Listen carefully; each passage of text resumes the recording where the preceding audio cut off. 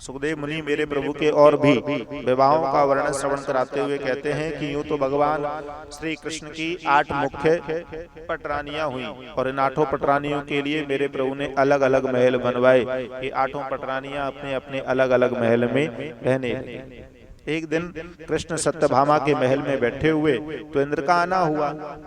प्रभु ने पूछा, बोलो इंद्र क्या बात है?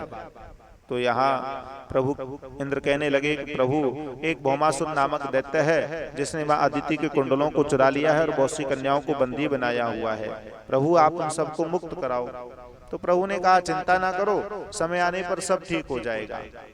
आज जब भौमासुर का अंत समय आया तो भगवान श्री कृष्ण गरुड़ पर सवार हो सत्यभामा को साथ ले भौमासुर की नगरी पर जाकर के शंखनाद करते हैं।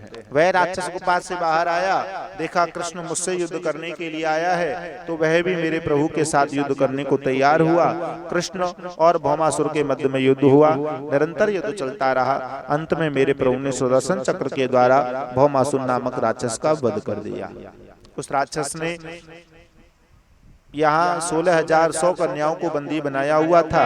मेरे प्रभु ने माँ अदिति के कुंडलों को मुक्त कराया और इन सब कन्याओं को कारागृह से मुक्त कराया।